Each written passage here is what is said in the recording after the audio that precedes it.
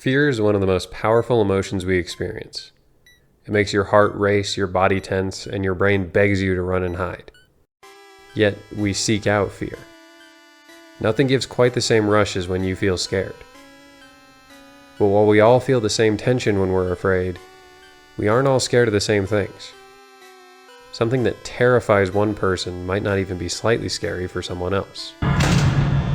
That's why phobias exist. Arachnophobia, claustrophobia, agoraphobia. The word phobia itself comes from the Greek word for fear. They're anxieties that latch on to very specific things. Whether it's heights or the ocean or germs, there is something that speaks to the deepest parts of your subconscious telling it to be afraid. Nothing is scarier than facing your phobias head on, but what comes close is simulating them. And there is no better medium to simulate your deepest, darkest fears than video games. A couple of months ago, a game called Huntsman went viral. You've probably seen it. All the biggest streamers and YouTubers were playing it. The premise is simple. You're trapped in an office building with a giant spider. But what makes it truly haunting is that that's all there is to it. No complex story, no groundbreaking mechanics, just you, an empty office, and one big spider. And yet, millions of people couldn't stop playing and watching. Why? Because spiders terrify people. Arachnophobia is one of the most common phobias in the world, and Huntsman weaponizes it perfectly. It doesn't matter that the graphics aren't hyper-realistic or that the gameplay is pretty straightforward. The idea alone is enough to send shivers down your spine. For people with arachnophobia, being stuck in that situation is a nightmare come to life. That's what fascinates me about fear in video games. Horror works differently when you're playing instead of just watching. Watching a scary movie, you have to sit still and endure. But a scary game forces you to move forward. You can't just look away from the monster, you have to walk your character straight toward it.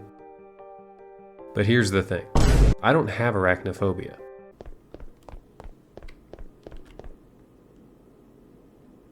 What's he doing?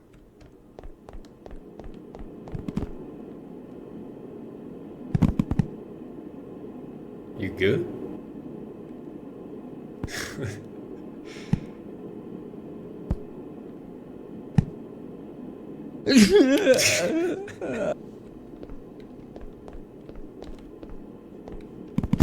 Oh my god.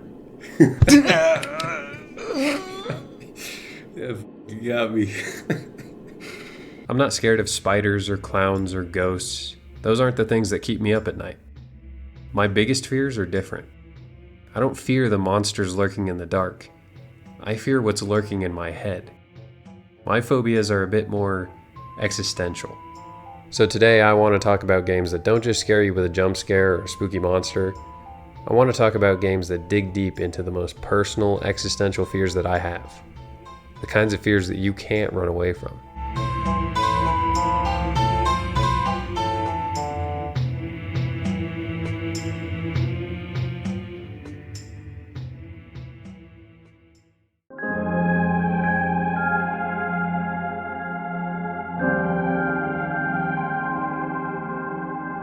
The first game I want to talk about is SOMA.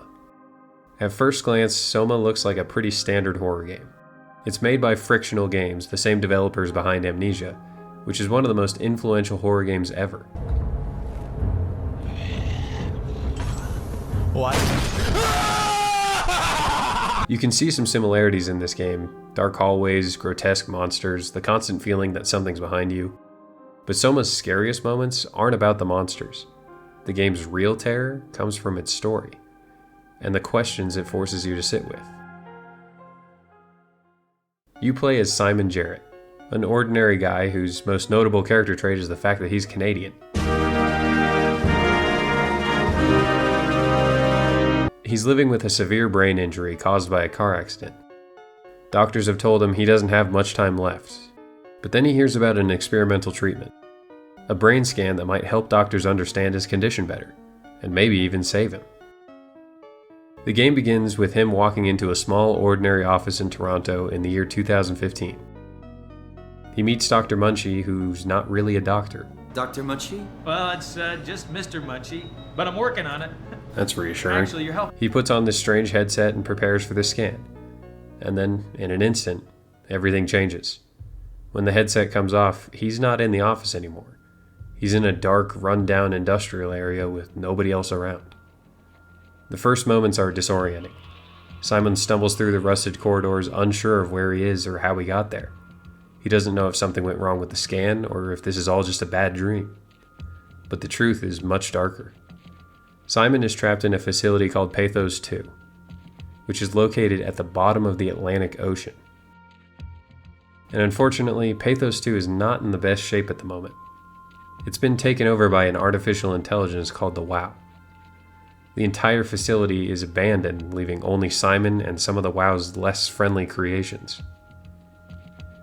As if this mystery couldn't become more confusing, Simon learns that over 100 years have passed since his initial scan, and a meteorite has killed every human being on the surface. Confused, scared, and alone, Simon must continue exploring to find answers. He comes across a robot in disrepair that claims to be a man named Carl that is trapped inside. At first, Carl sounds like any other survivor. He begs Simon for help, talks to him like a normal person, and insists that he's human. He tells you about the technology they use to control the robots. You were remote controlling a robot. We do it all the time.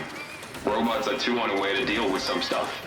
Intuition doesn't grow on motherboards, you know? Did you maybe get trapped in the robot somehow? Your mind is pretty tightly wired to the helper, but nah, pretty far-fetched. Listen, I don't want to alarm you, but I think you might be trapped in a robot. I'm telling you, get your eyes checked. I'm right here. I see both my hands, both my feet. When you remote, all you see is like a video feed from the helper unit. Your own body is entirely out of the picture. As you look around for a way to help him, you come across this. Oh god, he's dead. The realization hits. That robot in the other room isn't Carl, but at the same time, it is. Carl's consciousness has been copied into that robot body, and even though the real Carl is dead, this Carl lives on. When I figure this out, I start to connect the dots of what might be happening to Simon. I think that's what's happening to me. Robot Carl said that he still sees himself as human. Is the same thing happening to Simon? I continue on to try and make sense of everything, narrowly avoiding capture by an evil robot.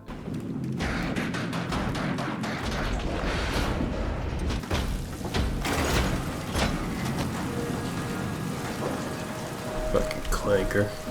And make contact with another living person, Catherine. She tells Simon to meet her at Site Lambda before the room floods, and suddenly it seems like my earlier theory may be true. Simon is miraculously able to breathe underwater, and is instantaneously wearing a scuba suit. More confused than ever, but now hopeful at the thought of more humans being around, Simon makes his way to Lambda. Upon arriving, Simon is immediately devastated at the sight of Catherine. She isn't human, just another robot. She then explains to Simon that he's in the same boat. He isn't Simon Jarrett. The real Simon died back in 2015, shortly after the initial scan. When he got the brain scan, they created a copy of his consciousness and kept it stored. Now his consciousness has been placed into this foreign body, which we later find out is a headless corpse with a BD-1 looking thing placed where the head should be. Understandably, this is a lot for Simon to take in. And this is where the game starts to dig into its real horror. Because if you're just a copy, if your mind can be duplicated and placed into different vessels, what does that mean for your identity? What does that mean for your sense of self? This isn't the only time the game has you ask yourself these questions. Again and again, the game forces you to confront people, or really copies of people, who still believe they're alive. They cling to their identities even as their bodies rot or their voices glitch. It's unnerving knowing that inside of each of these bots is the consciousness of a real person, trapped until they run out of juice or their circuits fry. And eventually, Simon has to face this himself. The most terrifying moment in this entire game comes when Simon is forced to transfer his consciousness into a new body. His current body is too weak to make the deep dive he needs to reach the last part of Pathos 2, so the only way forward is to abandon the body he currently resides in and move into this new body. Simon is reluctant at first, but Catherine assures him that nothing can go wrong and that the transition will be smooth. And so the process begins. Then, just like the start of the game, Simon opens his eyes, in a new body. The transfer is complete, but before he can even let out a sigh of relief, he hears something truly unsettling.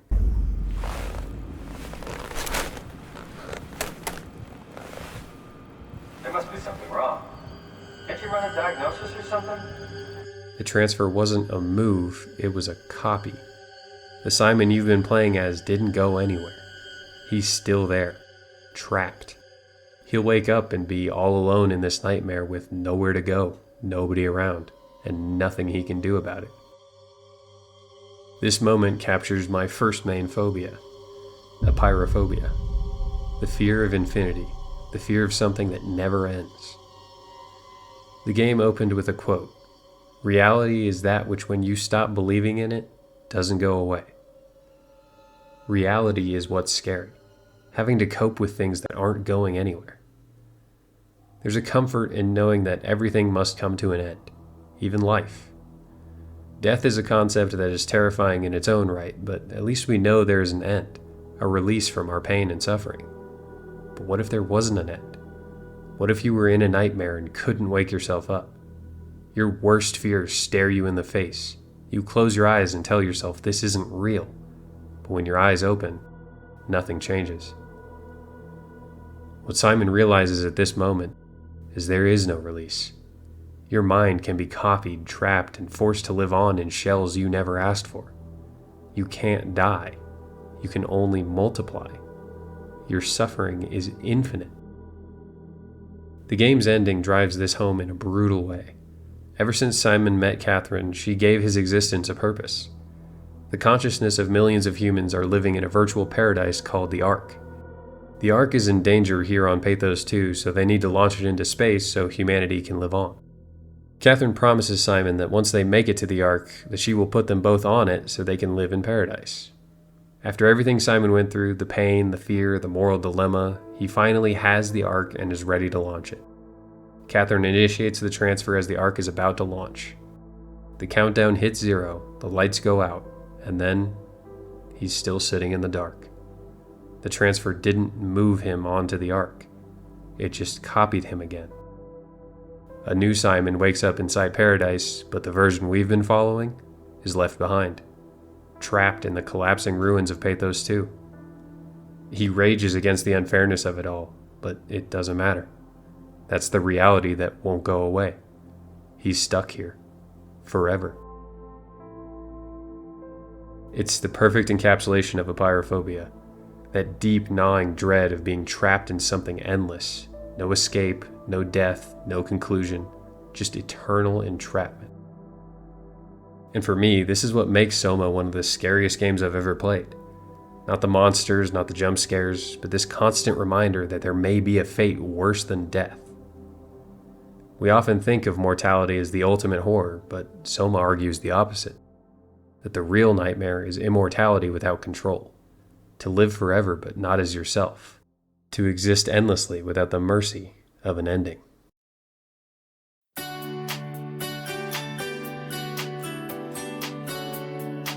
Mouthwashing is one of the most compelling games that I've ever played. From its amazing early PlayStation-style graphics to its insanely good story, this game is simply incredible. But I'm not here to tell you about how good the game is, I'm here to tell you about how it scared me. The game begins abruptly, offering no context or warm-up. You play as Curly, captain of a transport spaceship called the Tulpar. For some unknown reason, your very first objective is to sabotage your own ship. No explanation of why, no reassurance that you're doing the right thing, just a cryptic task, and the dread that comes from carrying it out blindly. It immediately disorients you. You step into the hallways of the Tulpar and things start to make more sense. It becomes clear now that the character we're playing as isn't completely sane. Corridors don't lead where they should. Doors loop back into the same hallways. The walls are plastered with relentless corporate advertisements, slogans that mean nothing but are repeated so often they start to feel like scripture. And then there's the mascot, that damn horse.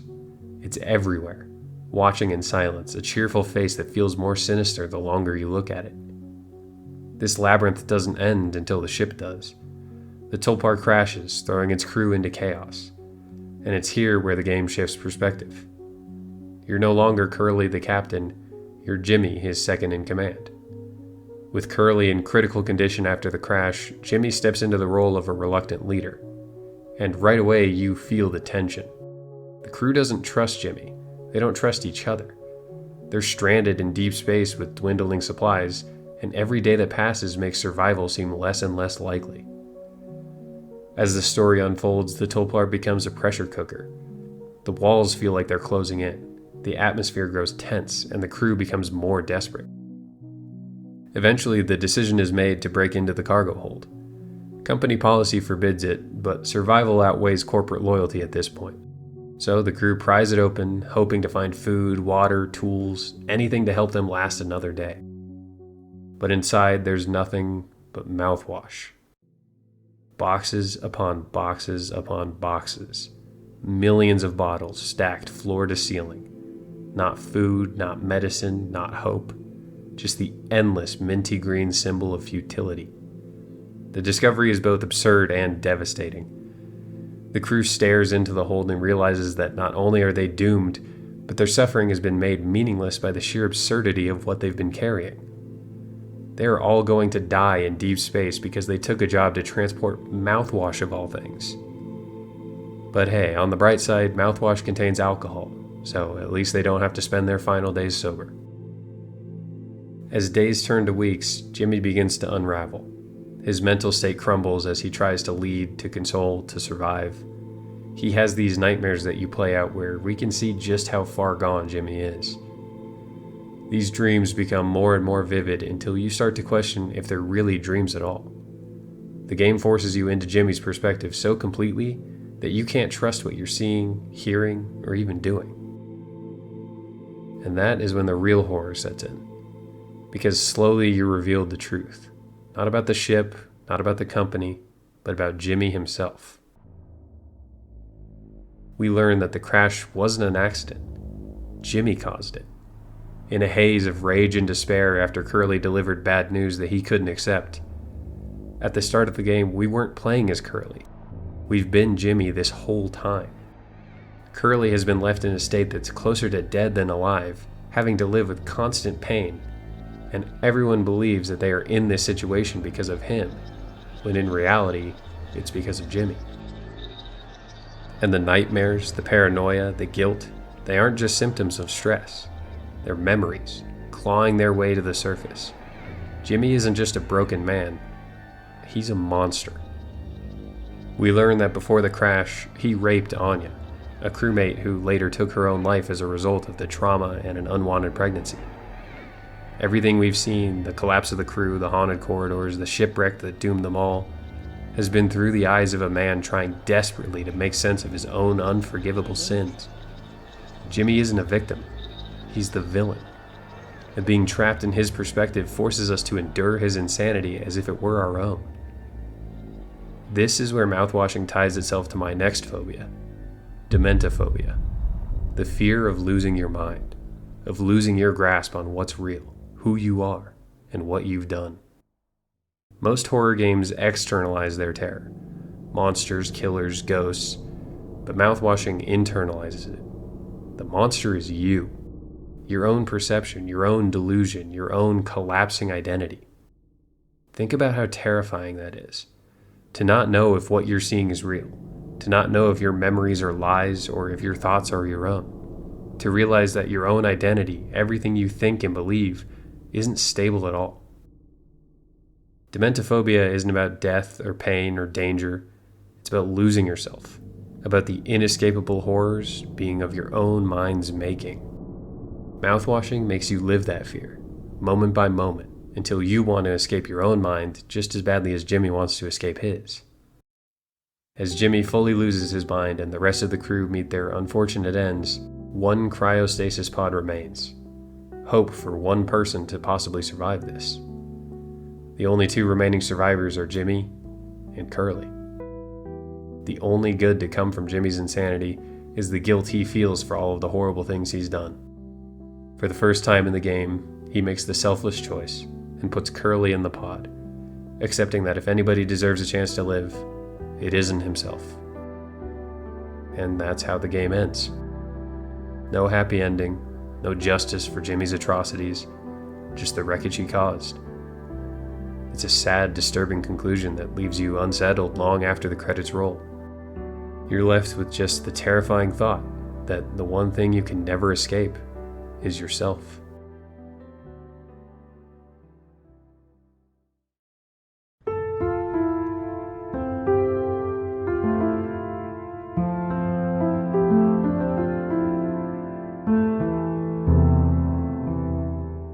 If you've seen this game or played it before, you might be confused as to why I'm talking about it. Before Your Eyes is by no means a horror game. It isn't scary in the traditional sense whatsoever. So why am I talking about it in a video about my deepest fears? Let me explain. Have you ever played a game that left you staring at the screen long after the credits, hollow, reflective, and a little broken inside? The kind of game that makes you rethink your whole life. That's how Before Your Eyes made me feel. At its core, it's a story about life, about the inevitability of the passage of time, about all the ways we try to hold on to it, and about how quickly it can be stolen from us. But what makes Before Your Eyes truly unique is how it uses its central mechanic, blinking, to trap you inside an accelerated experience of time. Every blink advances the story. Blink and you might miss an important conversation. Blink and you might skip over a crucial year of your character's life. Blink and suddenly childhood is gone, and you're facing adulthood before you even realize what happened. The game begins in a place between life and death. You play as Benjamin Bryn. You awaken on a small boat ferried by a wolfman. He tells you that your life is about to be judged. The gatekeeper will decide whether it was meaningful enough to be remembered, or if you'll be cast aside into oblivion. To plead your case, you must relive your entire life through memories. And so you begin to blink. You open your eyes to find yourself as a small child. You listen to your mother play the piano, filling the room with music as you take a bath. Blink again, and you're practicing the piano yourself. You're naturally skilled, and your mother sees you as a prodigy. Blink again, and you're camping on the beach with your first love. These moments feel warm, full of positivity, full of life. But already the rules of the game are asserting themselves. Every time you blink, something is lost. You can't hold on to a single moment forever. You physically try to keep your eyes open as long as you can, desperately resisting the urge to blink, but the body always wins. The eyes dry out, they strain, and eventually you're forced to surrender. The next memory begins, whether you're ready or not. God damn. This is more than just a clever gimmick. It is the perfect embodiment of my final phobia and the one that haunts me the most. Chronophobia, the fear of time. The fear of being unable to stop the forward march of life. Because no matter how much you want to linger in a moment, you can't. Time will push you forward. Chronophobia isn't just about the awareness that time passes. It's about the panic that comes with it. That awful sinking feeling that you're not using your time correctly, that your days are being wasted, that you'll blink and suddenly realize your entire life has slipped through your fingers. As the story continues, you watch Benjamin grow up. His mother pushes him to chase her own dreams of musical greatness, but his own passion lies elsewhere, in art. Benjamin gets sick and has to stay home from school for a while. He spends this time practicing his art. Blink and years are gone. Blink and Benjamin is a thriving student at an art school. Blink and Benjamin's a successful artist who's got fame and renown. Blink and your mother calls to tell you that she's sick. You pick up the phone despite her telling you not to, but before you know it, you blink again. She's gone. It felt like just minutes ago that she was teaching you how to play piano. Blink and Benjamin is too depressed to paint. Blink and he finds inspiration in his mother's memory. Blink and you're at a gallery for your art where you meet the girl you fell in love with again after so many years. The story only grows heavier from there. We return to the boat where the wolfman tells us that the life story we told him was all a lie. The early years were true, but when Benjamin first got sick, he didn't get better and become a famous artist. His sickness left him bedridden, where he took up a new hobby, writing. Here he writes the story of his life, the story that we just played through. But Benjamin's reality is much sadder. Blink and his sickness gets worse. Blink and you hear his parents try to cope with his situation. Blink and his sickness is going nowhere. Blink and the girl that he loves confesses that she feels the same. Blink and the sickness is becoming too much for Benjamin to bear. Blink and your mother sits by your bed to read you her version of your life story. Blink and Benjamin's gone. Blink and the game is over. Before Your Eyes doesn't just make me afraid of wasting time. It forces us to acknowledge that time will be taken from you, whether you use it well or not. You can fight it, you can resist, you can hold your eyes open until they burn, but it will never be enough. Time will always win. This idea has been weighing on me heavily as of late.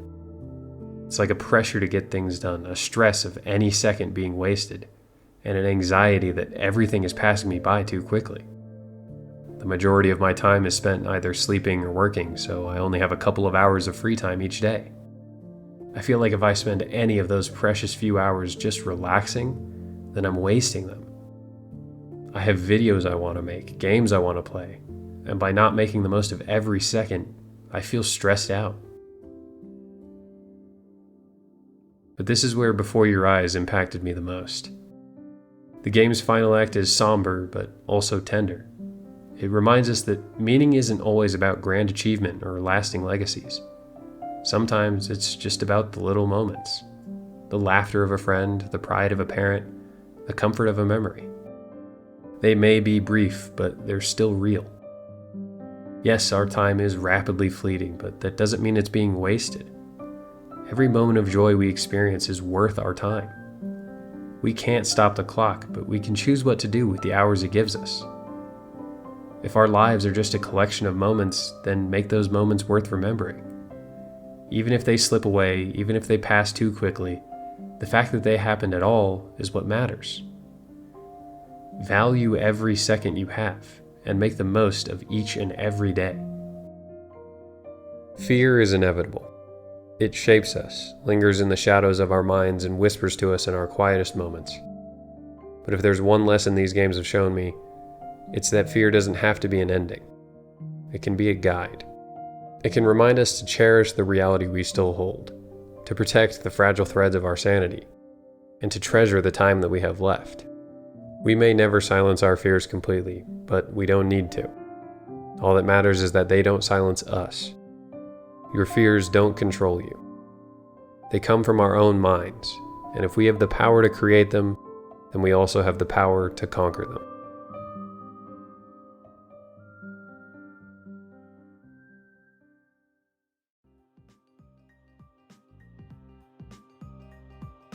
Thank you for watching. I wanted to thank everyone who watched my last video. It has now surpassed 80,000 views, and I still can't really believe it. I really appreciate everybody that watched, liked, subscribed, and commented. I've been reading every single comment, and it is always the highlight of my day reading your guys' stories about your mains. For my newest subscribers, if you were expecting more fighting game content, this video might have come as a shock, but I do want my channel to be primarily video essays like this. However, I just got word from the executives that the studio has greenlit a sequel to the smash hit Why We Main. It's in the works right now, and yes, I have seen the comments, I am playing Guilty Gear. So expect to see that one soon. If you don't want to miss that video or any other future videos of mine, don't forget to subscribe. Thanks again for watching, and I'll see you in the next one.